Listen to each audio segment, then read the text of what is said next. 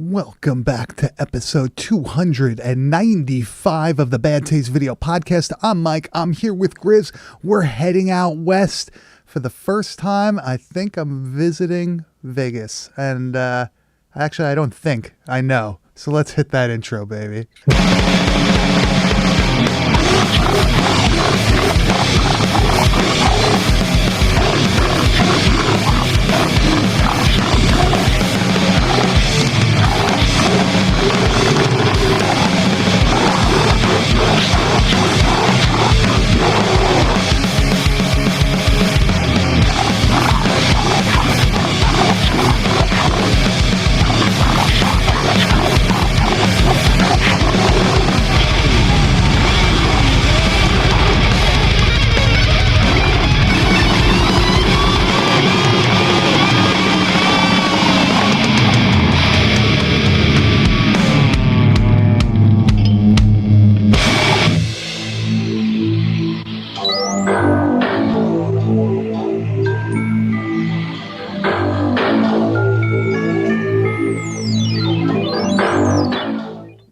What is going on? Yes, we are covering Las Vegas Bloodbath, a movie that I wish I could say I own the tape, but unfortunately, that is a pretty...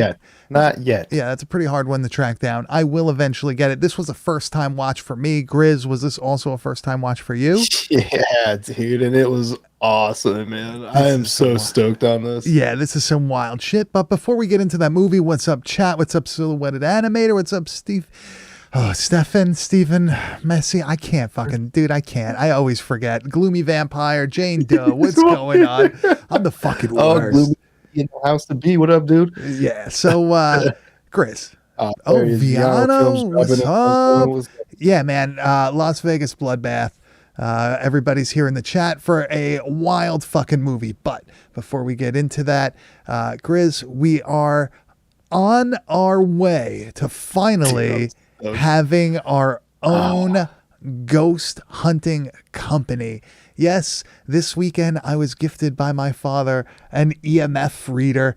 I've never actually owned one of these. I'm pretty fucking pumped to actually have it. Yes, it beeps, it makes noises, it fucking glows, all sorts of shit. But Grizz, I thought it was like a personal vibrator when like you first showed it to me. I was like, what are we gonna do with that? You could definitely stick this up your butt. I would not I was like, advise it. That's double purpose, baby. Yeah, I would definitely not advise it. But this is the first step in us finally finding life after death. We want to find proof it's out there. We are going to be the ones that fucking grab it. Right? We already discussed the next time you come down, you're gonna come over. We're gonna run through my house with some gear and see what's going on. Because I think we're gonna see what's up. Yeah, I think maybe there could be some things here. You know, Pennsylvania, old place. Who the fuck knows? Huh? Yeah. Who the fuck knows what's here? I know back on Long Island, you had to deal with the Indian burial grounds, which were probably everywhere. That's why everything is fucking terrible. But well, the Bills are cursed, baby. Is that why they say they're cursed? The whole the stadium is built on an old cemetery and burial grounds. No, fucking way. In the back of the fucking parking lot, there's a gate that has a cemetery right next to the parking lot still that they didn't have to move. And that shit's been people have done things to that. That they they're building they're building a new one across the street, and people are like, no one's talking about the fact that they're definitely digging up bodies again. Because it's way too close for that not to be happening. Once they find something, that's it, right? Everything gets put on hold until they can figure out what to do with the property and shit, right? Isn't that what? Is it desecration of a corpse? I don't know. I don't know. Damn, it's such a good fucking name for something. That I'm sure it is, but that's just so a good bunch of words to put together, dude. That's fucking awesome. So that is the reason why the Bills always choke in the playoffs or the Super Bowl is because a Native American curse, right? Oh, I don't even know if it's. I mean, I'm sure it's Native American. Also, some probably early settlers there in there too, pissed off. Just all around bad juju is just surrounding the team. Gotcha. They got their fucking pilgrim hats on. They're coming for you. Yeah, I'll stop betting on them this next season, dude. It's not happening. I'm telling you right now. So Grizz, we're gonna go on an adventure. Maybe, who knows? We'll end up with a show on the Sci-Fi Channel, right? Apparently, Pennsylvania's pretty haunted. I think, right? We gotta go to Gettysburg, maybe be like the millionth fucking people to do it there. Who knows? We gotta come up with like a real good fucking team name. Like, everyone's got like different names for their like paranormal crew. We'd have to come up with a real good one. It's got to be like an acronym for something, right? Like, yeah, but it says something like balls when you say it out loud, like something. But it stands for something different. I thought we would have to think of something for like BTV. Like we would have to. I don't even know what the hell. I don't even know what the hell we would do for that one. Because you're putting us up against the wall right there. It's tough. Yeah, we're gonna have to think about that. We'll have a good mix. We'll figure something out. By the next episode, we'll have an update with the name of our paranormal team. Yeah. What we're gonna have on our windbreakers, right? They're joggers.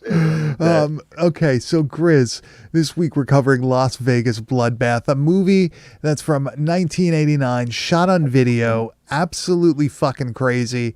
Very similar to things like Maniac, right? Similar vibe, almost Hell Roller-ish. Very similar to me, at least. So, to me, dude, this is like if Murder Lust and Lunatic had a fucking meth baby. Like, this would be the outcome of that, because it's very much like both of those movies. Like, to me, this could have been like labeled Murder Lust too. It's just like a similar. It's just a dude kind of with the same fucking appetite for like, female destruction and like, just a different motive, but it's a very similar fucking movie. Yeah, I agree with that. I really feel like we understate how good of a movie Murder Lust is. It's one of the best Prism Video releases that's out there. Awesome fucking cover art and everything. Like it's illustrated cover. Dude, that might be my favorite cover art. Like not even just Prism, but just like in general, looks like a 50s EC Comics cover, like a horror comic from that time period, like pre fucking code and everything. It's a great movie. There's a lot of comedy in it. I don't know if it's really intentional or not. When he's like, it's trash, like I'm taking out the trash, like and all that shit. The fucking brother is like all fucking annoying. It's a great movie. I mean, parts of it feel intentional, but other parts I'm just like, this could just be like kind of bad acting, bad delivery, but making it in the best way possible. Either way, Murder Lust fucking rules. Yeah, I love that. That definitely rules. And I feel like we heard a few similar jokes in Lunatic, right? There's something that we're going to play later that we have a clip of that I believe they make the same joke in Lunatic. Body part innuendos and stuff like that. Yeah. When there's dismemberment in a shot on video film, you know that you're going to see some pretty, I don't know, basic comedy, you could say, right? I don't know. The low hanging fruit. There was no dong in this movie. Close. We're close. Inches. But did not happen. I don't know if like when I watched this thing, man, didn't it kind of feel like more of like a Lunatic era, like video outlaw kind of movie? It didn't really feel like it was made in '89. Like I was like, God damn, like for '89, this seems like so like hyper violent. Whereas like there was stuff like video violence and stuff that was made in that time, but that still had like a pretty decent like story that like wrapped around with the whole thing. Whereas this is kind of just a one line. Like, I'll give you guys a synopsis real quick. This is going to be like pretty simple. A dude gets cheated on by his wife. He then turns like complete fucking incel and decides he's going to kill all women and just goes on like a murdering spree in Las Vegas.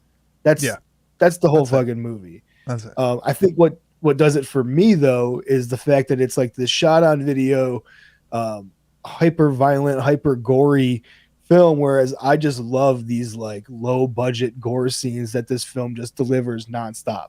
Like if you're into that, this is like one of the fucking best movies that you can fucking get into. I definitely agree with that. I also, now thinking about it, it also bears a slight resemblance to something like Killing Spree, I was just about to say, like, as you were saying it, I'm like, what kind of thing fucking feels like killing spree? It's like a reverse killing spree where he's going after, instead of going after these dudes, he's going after women. Yeah, that is like a good play. Silhouetted animator. Interesting factoid. The main guy in this currently works for a major company right now by one of the richest TV personalities. So he's doing well, at least. Wow. I guess he did a producing thing and he directed one of like Oprah's things for his stuff, but he also did some other like TV work and shit, producing, not like, He also says it reminds him of Schizophrenic the Whoremangler. That is quite the film also. Anything by Ron Atkins, this definitely has that. That's what I was saying. Like this reminds me of that like video outlaw era stuff that's like, mid 90s to like late 90s. Yeah, before it started falls into and stuff. Yeah, before it started going into like the weird softcore porn, like the specialized special interest porn. Strangler and stuff. Yeah, all that shit. We're like, we know, we've been around the block. We know when to not pull the trigger. Right? There's a lot of those out there. Like pulled it before and then was like, oh, it's one of those. Yeah. I'm gonna watch it still, but goddamn. Hey man, it happens. It happens. Sometimes you got to take the gamble. Sometimes it pays off. Sometimes it doesn't. What can you do? That's what I like about this movie though too, is that it flirts with that a little bit. Even in '89, it flirts with that. Like, we're gonna have some, oil wrestling in the middle of this fucking movie for like no other reason than to maybe eat up some time. But it's still like, it's still like just like sexualizes like these girls that end up like, dying in like just this fucking like really funny way. It's like a bunch of oil wrestler chicks hanging out together. I'm just like really random. What a fucking odd scenario. Yeah, this is like borderline, like almost a wave film. You know what I mean? Where it's like, for sure, you could see the setup from like a mile away, about halfway through the film. Super short. I believe the runtime we saw was like 1:07, but really the movie's like 1:03, something like that. Insanely quick watch.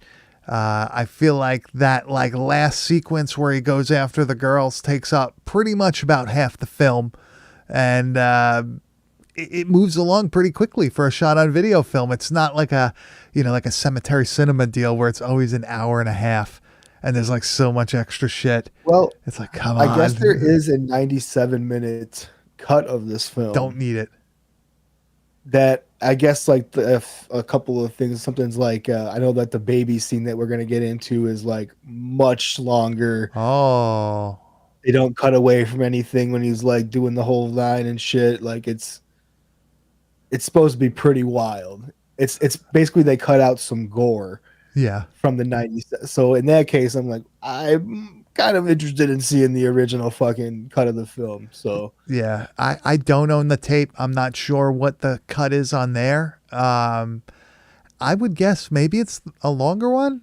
Who the fuck knows? But I cannot wait to talk about this one because it is fucking insane. So like you said, this dude fucking walks in on his woman with another man, and that dude is like wearing like a banana hammock type get up. Really, really impressed. I liked his look, his vibe. Didn't he look like Boomhauer from yes. Yeah. Actually, you're right. And he strangely had like a fucking pistol on him also.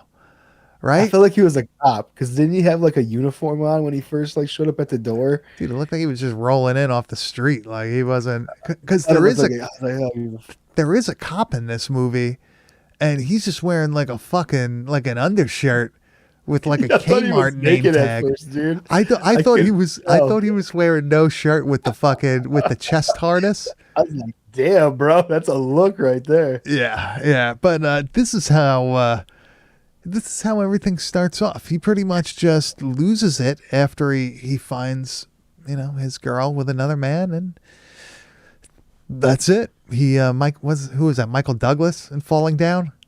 Yeah, it's the one. So he pulls that pistol out of his fucking little holster there. He shoots them.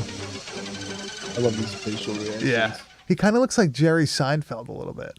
Later on the Las Vegas trip. He does. Yeah. So they don't really like accentuate him killing them, really, right? They don't show him decapitating the wife because he ends up having her head throughout the movie, but they don't really, maybe just the sound sucked so you don't hear the gunshots, right? Well, it also just kind of like tiptoes into the movie, man. Because like when I first watched that scene, I'm like, oh, so like, is this going to be one of those like shot on video movies where like they are just implying to a lot of violence and they might show you some aftermath stuff, but they're not going to like really get into it? And I was fucking big time mistaken about that. That's for sure. I thought maybe that was going to be a similar deal where it's like, oh man, it's all like alluded to, like they're cutting that.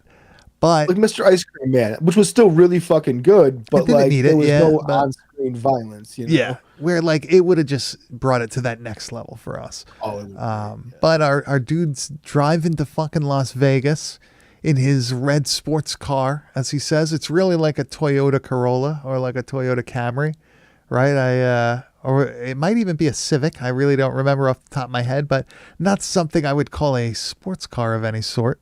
But he starts like rambling off, and you start seeing like a real change in his demeanor because he was like a pretty happy dude in the beginning. He's like pumped about like going home to his wife and everything.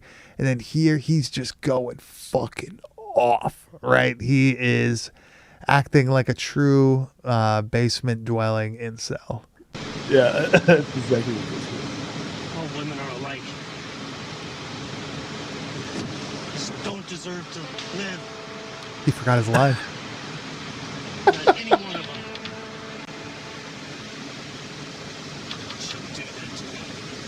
How could you do that to me?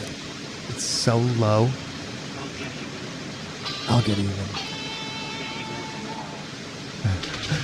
Yeah. Basically, he's just saying he's going to go out and start murdering all women.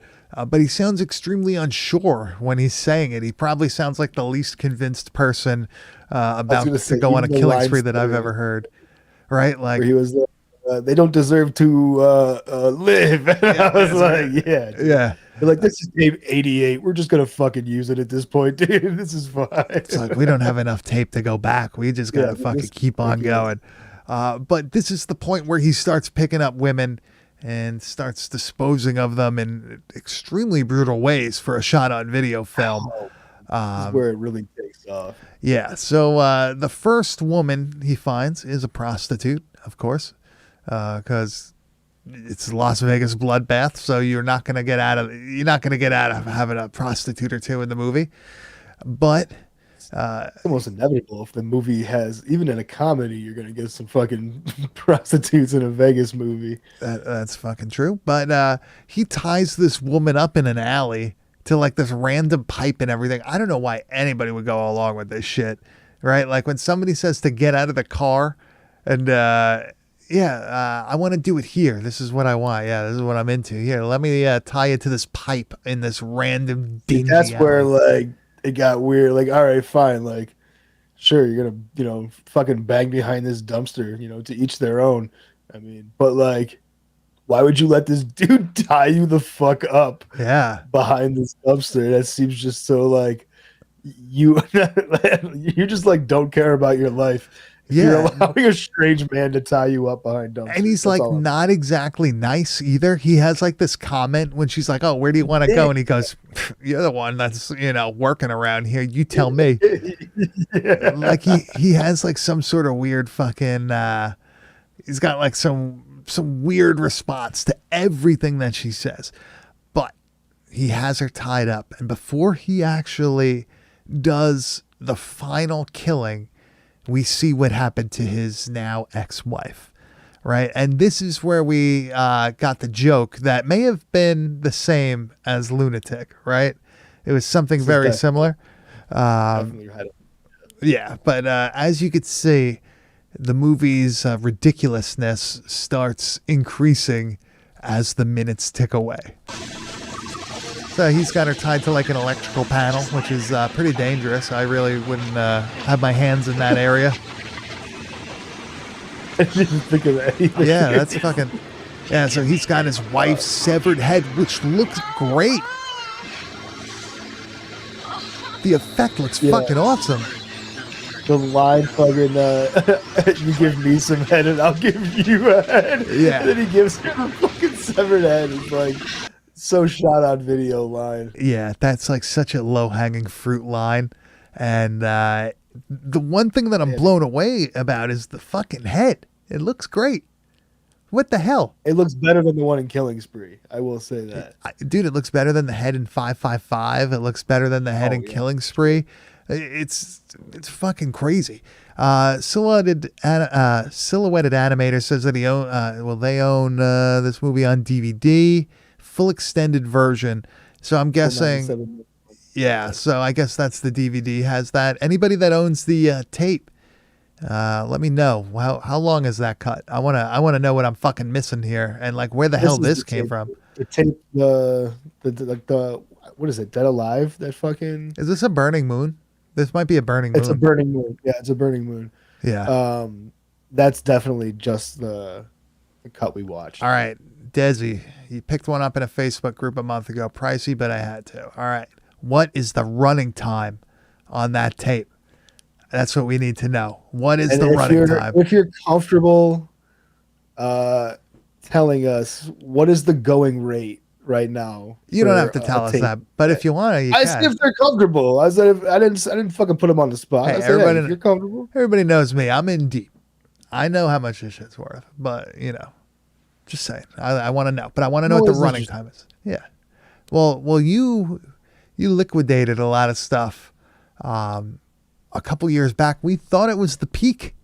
We thought it was, but that was just the plateau until you reached the cloud cover and saw that you had another ascent. Ooh, 500. Not out of the norm nowadays. Not out of the norm nowadays. I see people paying a lot more for stuff that I don't think is as cool as this. Yeah, at least the movie's good. Congratulations on your tape. At least it's good. At least it's good. The cuts are completely different. Interesting. Fuck, man. But also at the same time is that I'm I may have liquidated, but I'm always hunting. I liquidated once, I get another huge fucking haul.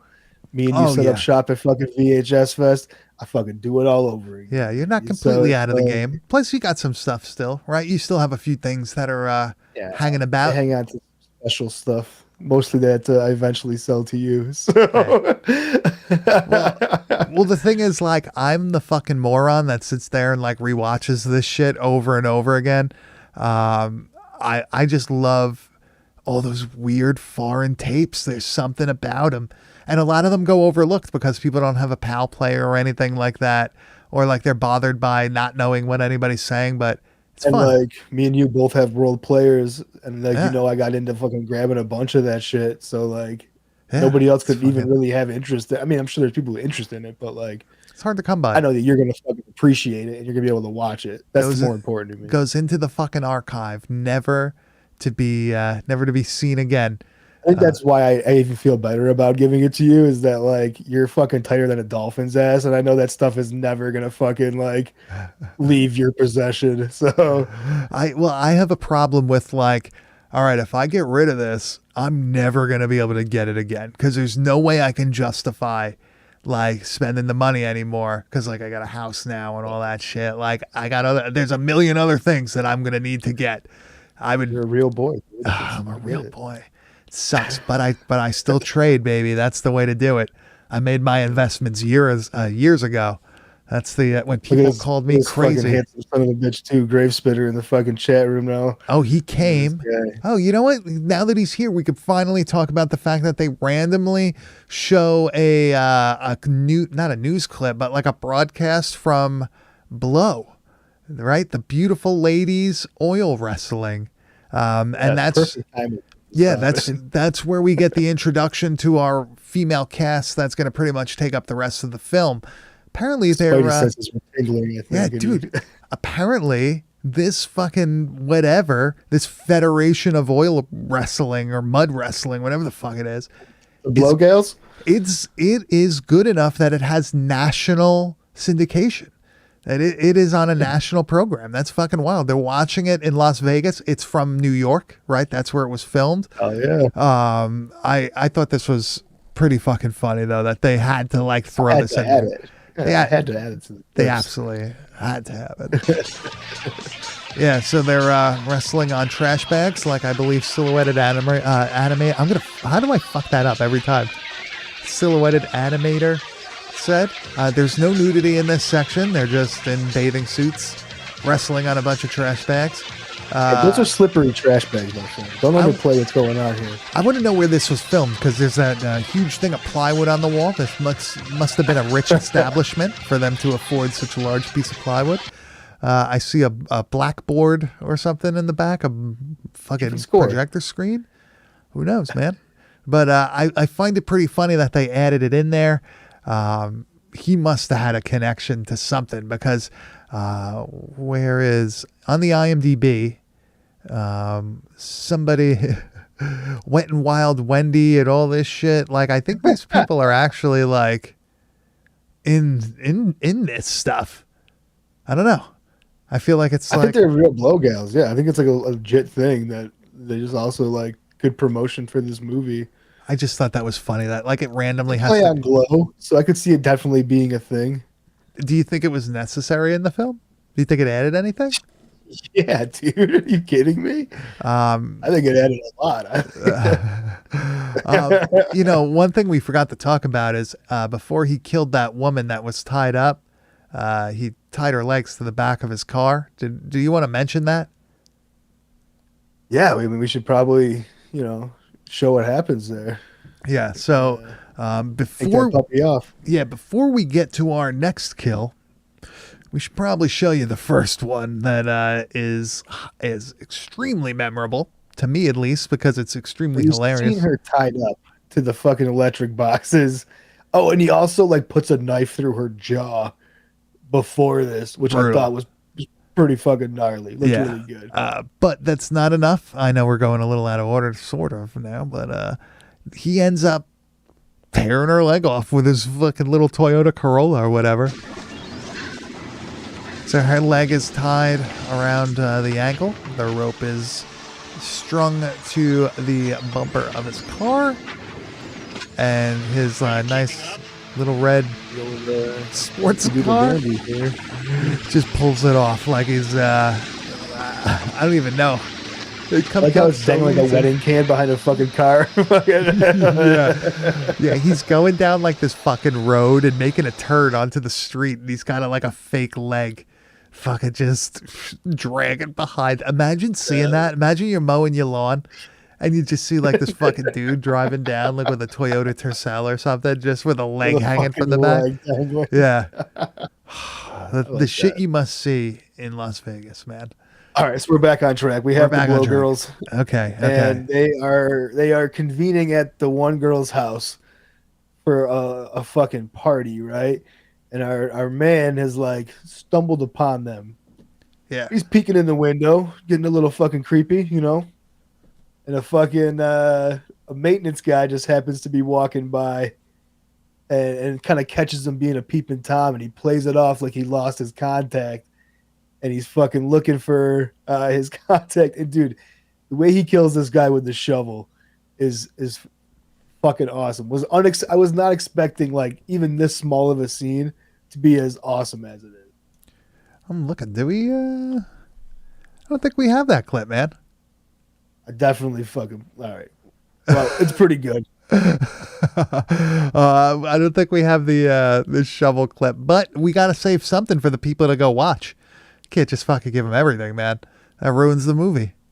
Yeah, I'm just like really confused. I'm fucking typically confused. So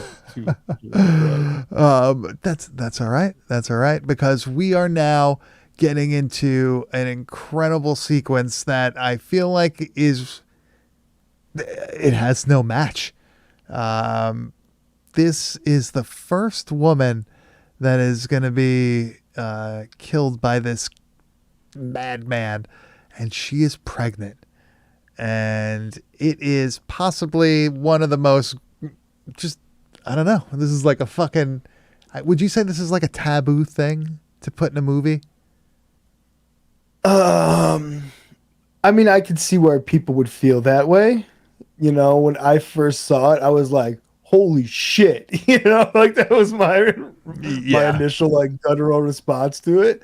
But I was also like, yes, they fucking went there. Like that was like kind of like my second reaction, is just because I feel like things should have no limits. And like, I don't know, this definitely pushes the boundaries of, I think, some people's comfort.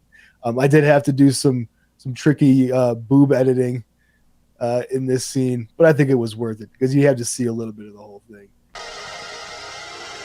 So he cuts this baby out of her, picks it up over his head as though he is fucking in The Lion King, and slams it against the wall, and it just like leaves like a blood print, like a splat.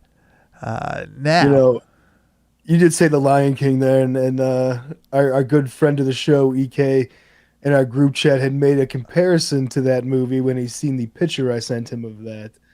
And I felt it was only appropriate in honor of him that I do a little remix for everybody with that clip. Now, this one may get us shut down, but you know what? Fuck the mouse. We're doing it anyway. This is more so for our viewers.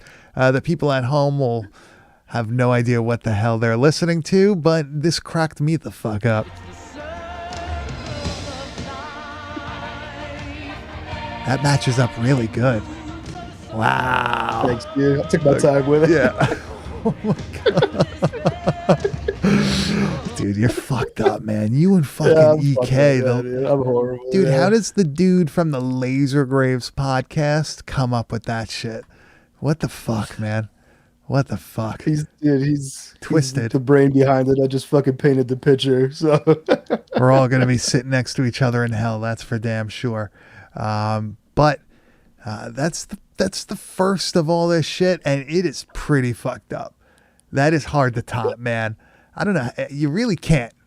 I feel like that's definitely this movie has like a volcano effect where like you get to the very top, and I feel like this is where that's at.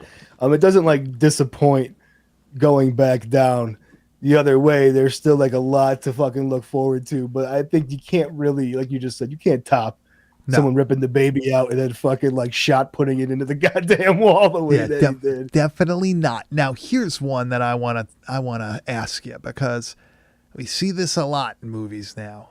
We get a drill to the head. Now, where does this drill kill rate on your fucking list? Do you want me to play the clip first? Let's play the clip first. Dude, this is okay. Yeah. So he's got his Craftsman drill out, his cordless drill, and he starts going right into her forehead. And she's got that look on her face, like that, like kind of like just dead eyes. Yeah, but they had to go to the side. They didn't have the effect to go straight through and show it. Okay, that's a brutal fucking kill, though. I rate this very high on my drill kills.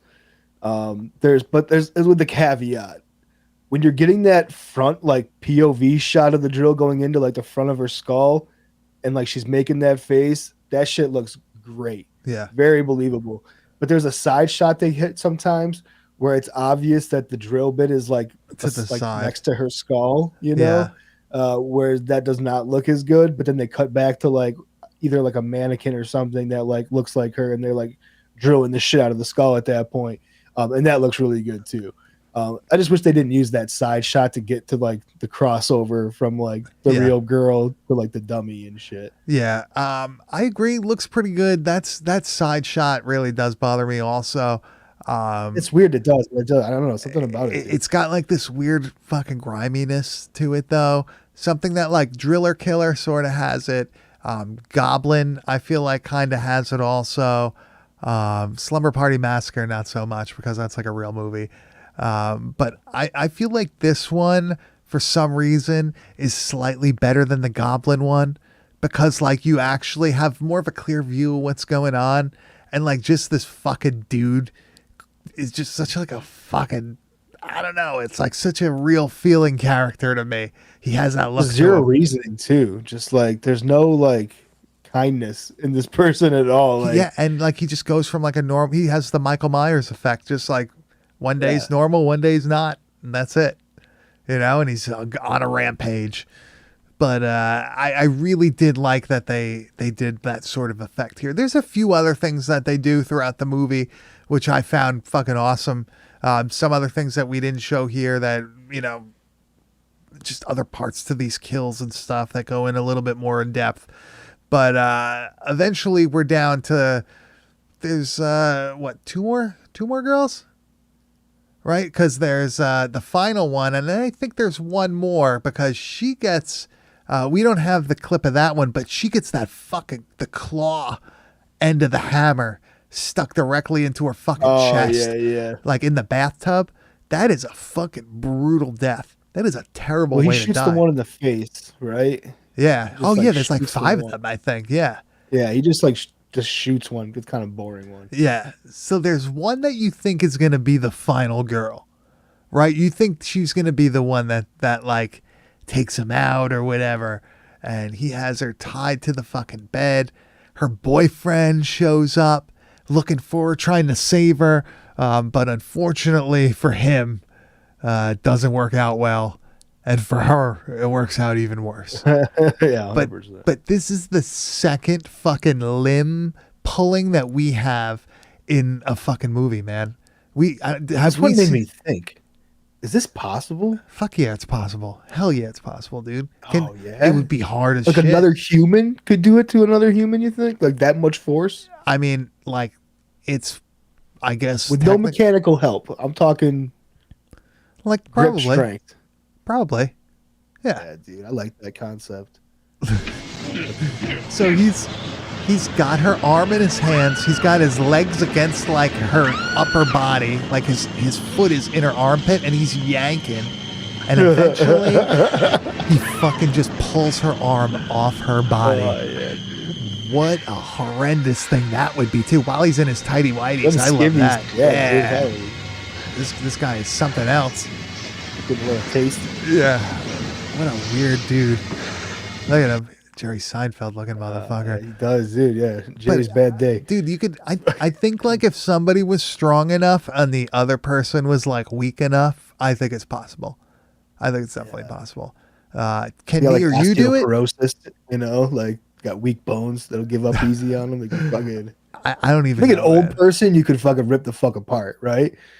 Because like they got looser skin, they got fucking bad joints. Like you could probably tear apart an old person, but I'm thinking like a 22-year-old male, you'd have a real fucking tough time getting that limb off. If you're like Gore from fucking Mortal Kombat's like strong, maybe. Yeah, I don't know. Maybe like I get that. Maybe like one of those like world-class strong men can possibly do it. Yeah, maybe like I could see that, like the fucking mountain or whatever. He just comes over because they used to fucking draw and quarter people. You have your limbs ripped off by a horse.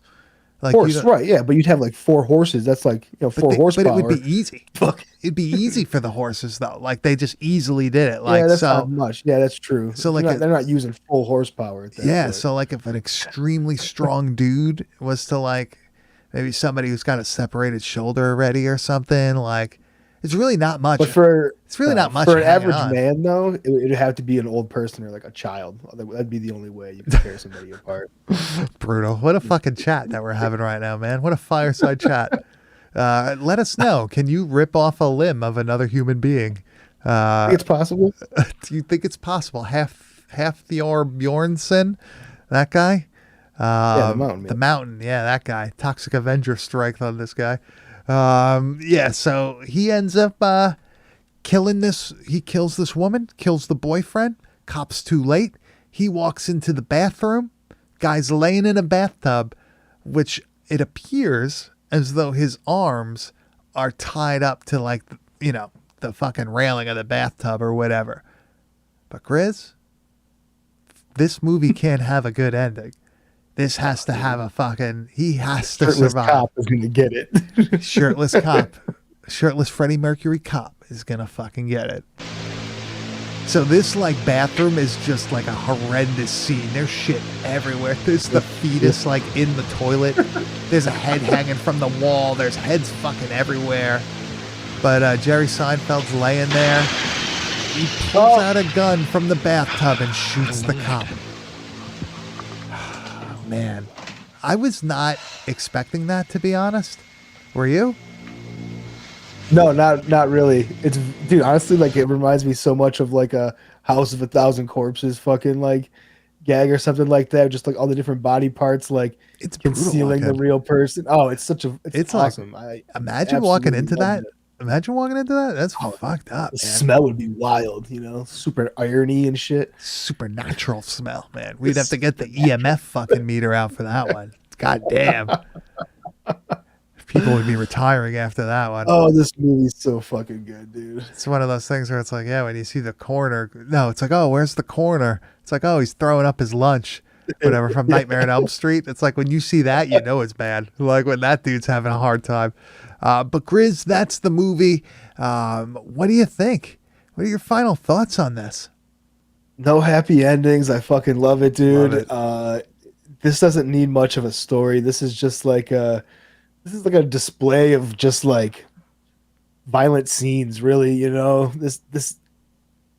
mean, as much as like I do enjoy like a good story and stuff, for the fucking gore hound in me, man, this just like fucking checks every box of just like wild shit, unexpected ways to kill people that are just like not, sometimes this stuff gets boring where it's just the same thing over and over again. Like, I feel like these are creative deaths that are like done in a really good way. The fucking baby scene alone, just god damn, dude. Like, yeah, I never expected to see that, and then like to see it, I'm like, dude, bravo. Yeah, why the fuck not? To be shocked is a great thing.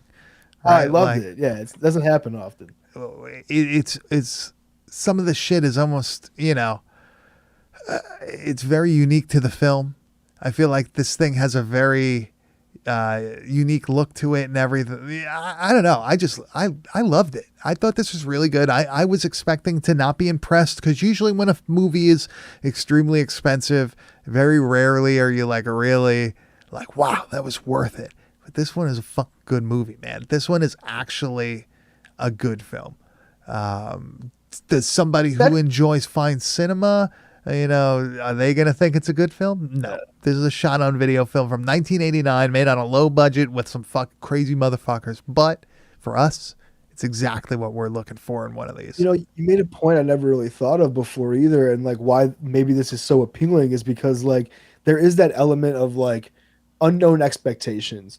Whereas like you go watch like a big blockbuster movies, you don't even have like expectations of what the effects are going to be and shit. Like you just know they're going to be like top of the line. It's a fucking good big production. Yeah. But with these things, man, it's just so like it's so hit or miss. It's so like, you could get something that is good in a story sense but has horrible effects, or you get something like this that is just like the effects are so far better than what the actual, premise of the movie is. Bare minimum premise. Bare minimum, but it doesn't need it for what it's trying to get across. This is just a bad fucking day in this guy's life, and it's done in an amazing way. Yeah, it's This won't get a Criterion release. No, I don't think so. No. Maybe a Vinegar Syndrome. I could see like a Saturn's Core for sure. Yeah, one of those. But I really think people should go check this one out. There's a DVD. There is that fucking tape that's out there that it's going to be very hard for you to track down. But there's also versions out on the internet that you too can watch and be amazed at Las Vegas Bloodbath.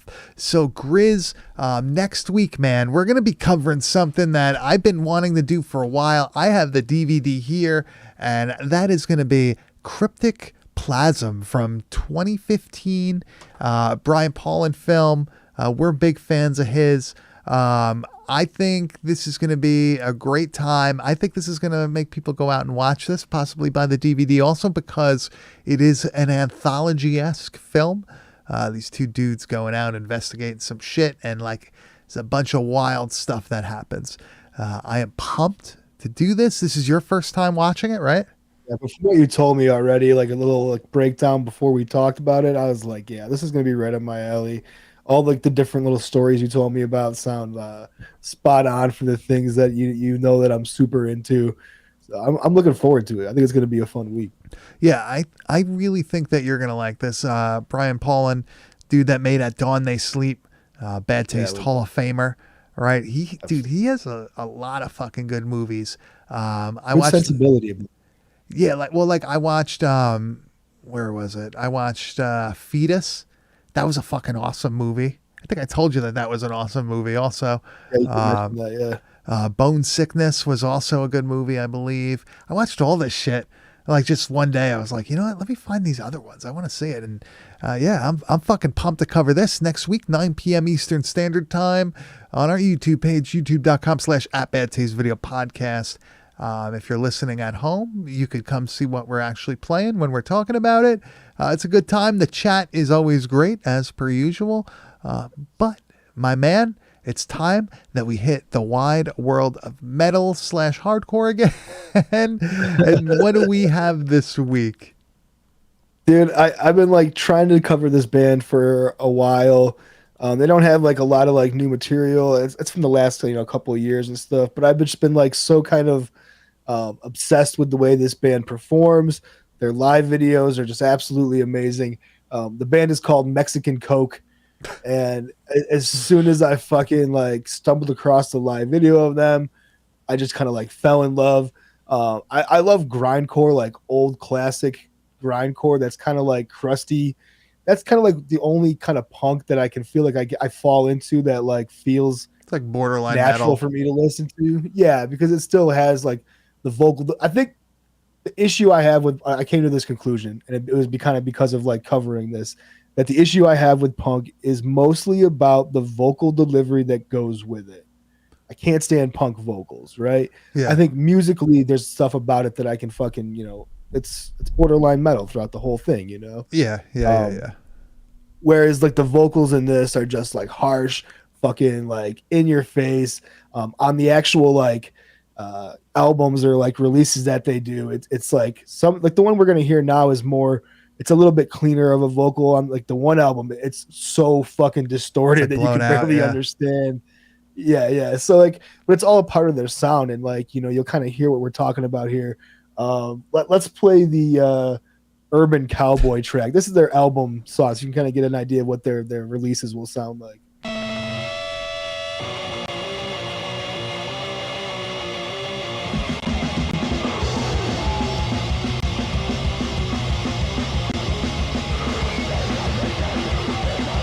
The vocals are awesome.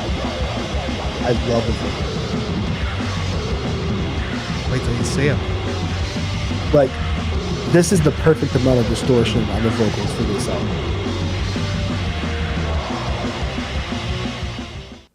Yeah, I'm into it. I'm into that shit. But that's not that's not really what we want to talk about, though, right?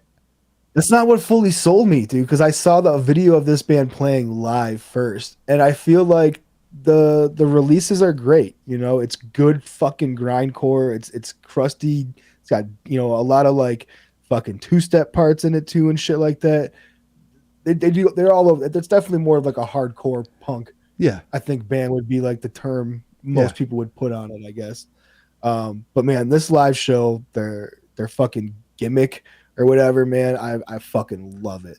This dude on stage with their fucking masks on, fucking sawed-off shotguns and shit. This is like fucking presentation for a badass band, in my opinion.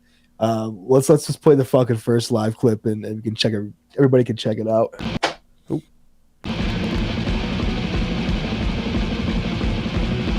It's got cowboy boots on. Fuck yeah.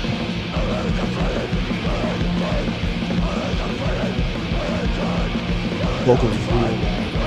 See, I wish the whole band looked like this motherfucker. Yeah, they should all go hard. Like, yeah, look at this guy. I like that he's got the shotgun though. Dude, these are my favorite shows. Like when I think back of all the different shows that I've been to and that I've played, shows with that vibe right there are hands down always the funnest, man. The crowds are usually fucking super into it, regardless of the band that's on stage. Like, it's just a good fucking night where everybody's fucking getting down, and like seeing videos like that just makes me really fucking miss that aspect of things. Like, that's the good shit that comes with like playing in a fucking fun band. Yeah, see, like for me, like growing up, like we never had a scene like that. at least not when I was playing that, any sort of like punk or anything. I mean, it was like, I was very young when I was in punk bands. And then I went into hardcore bands. Like in high school, I was in hardcore bands, but it was like New York hardcore bands. So it was all fucking moshing and shit. It was all crowd killing, stuff like that. We didn't have any sort of fucking like, I feel like it's different now. And I wish that I was still able to like get into that type of music, like in the scene. I'm too old now. I'm not going to fucking, yeah, I mean, it's how I feel. I ain't starting that shit again. But I really am like jealous of this whole thing. And I think like they have such an awesome look. I personally like this music. I think it's fucking great. I think the recordings are good too. But like the live presentation is A+. And he even sounds awesome live, right? Like the vocals are great. The intensity of the band, like to play this kind of, like everyone's like, oh, that's like simple fucking, like they play at such a fast pace. And like it's constantly changing, and they do such a good job of like staying together, fucking keeping everything super tight. I think that like is something that's like kind of like, not spoken about too much with bands like this, is like how fucking like hard it actually is to keep these things like moving and like fucking cohesive at times. And this band is so fucking locked into what they play. That's one thing that a lot of people don't realize, like coming from playing in, death metal bands and shit like that, is that eventually like you have to literally build up like forearm strength and everything to have like the stamina to play full sets while being entertaining, while fucking playing your shit correctly. But then you also have to be able to like listen to hear what's going on. You're playing at 220 beats per minute. So if somebody fucks up, you got to try to catch it immediately of where that person fucked up, who fucked up. Do you follow them or do you abandon them? Back together. Yeah, because a general rule usually is you follow the drummer. That's usually the thing. Whatever the drummer does, that's where you go. Because it's very let that person catch back up to the fucking drummer if it's not the drummer. Yeah, it's otherwise you got to figure out what the fuck the drummer just did. Yeah, it's very noticeable when like everybody's playing something different than the drummer. Then say like one guitarist is playing something else or the bass player is playing something else. Yeah. Always follow the drummer. Always. But we got another live clip here, so why don't I roll this one?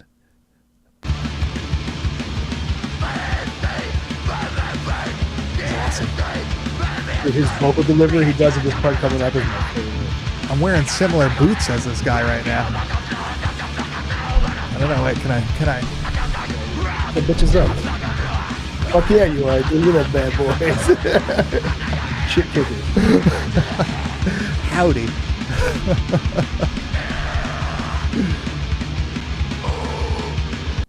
I love it, man. I love it. Oh, this reminds me of like early Circle of Dead Children and shit like that, dude. This is so fucking like reminiscence of like kind of that late 90s, early 2000s like grindcore thing that was like really popular at the time also, that like they have elements of that kind of music. Not all this stuff. A lot of it is kind of like hardcore punk.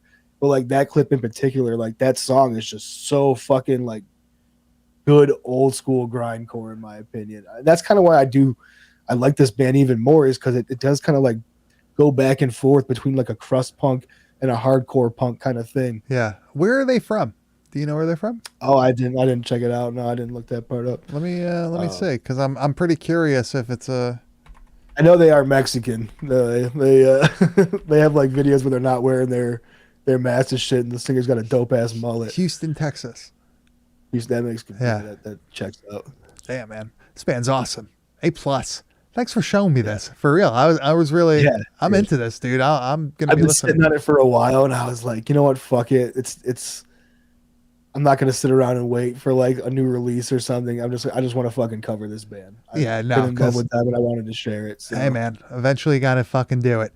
So very much like Couple Skate Viano, very similar vocal delivery, just kind of different music styles, but like very similar vocals. Yeah, I have it on my fucking iTunes thing. Maybe I gotta look. I gotta see if it's on there. But definitely, they have a Bandcamp. I see that they have a fucking Instagram at MexicanCoke_TX. Great fucking name. MexicanCoke.bandcamp.com.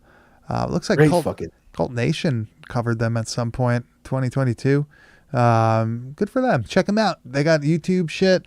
I'm fucking into it. But Grizz, I think that just about wraps it up for this week. Time. Is there anything else that we missed? Did we miss anything? I don't think so. If we are banned for life because of what I did with the clip of. Well, we didn't go off the air like in Blade. Remember that? Like they fucking kicked us off for a while. I don't know. If Disney takes me out, and I love you guys. You're gonna see the fucking big Mickey Mouse shoes under your door, like 3 a.m. That's fucking terrifying. Open up, haha. I can't do the fucking voice.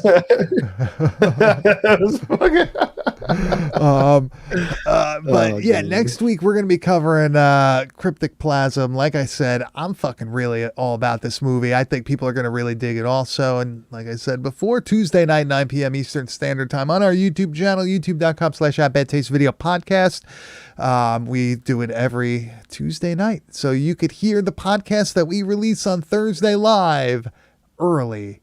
Or not. Listen to it at home, everywhere. But Grizz, where can they find you on the internet? You can find me on Instagram at Kane_enabler. And you can find everything we do at www.badtastevideo.com. We have a Patreon, and I have some shit up on there. It's more so just helping us pay the bills at this point. 295 episodes deep. It's cost me a pretty penny to keep this thing rolling. But we appreciate everybody that has helped. You guys are definitely a number one. And that wasn't like a thing. Isn't that like a bad thing now? You can't do the okay symbol, right? Isn't that bad now? Oh, I don't know, dude. You better be careful with those hands. I don't know. Yeah. I swear. God damn it. But Chris, we're coming up to episode 300 soon. That is insane. We're going to try to get some guests for that one. We're going to try to we got to pick a fucking awesome movie for that. I don't know. Do we do Ghoulies 3 again? Do we go back to the beginning? I don't know. But I feel like I feel like episode 300, maybe we'll pick a couple and I'll put up like a poll or something and we'll see what people pick. Yeah, right? Yeah. Maybe I could get creative with my editing and I could put something special. Yeah. We're going to have to think about that one. It's coming up. It's coming. So, Grizz, is there anything else that you would like to speak about before we head off into the sunset? Dude, I'm good. I'm stoked for next week. Cryptic Plasm. Is that what it is? Cryptic Plasm? Plasm. ASM. Magma. So that's it, man. Good, so that's it. Thank you, everybody, for listening. Thank you, everybody, for coming in the chat. You guys have been great. I'm telling you, you are going to fucking love next week's movie. Yes, see you next Tuesday. We are fucking out. Thank you, everybody. We'll see you next week.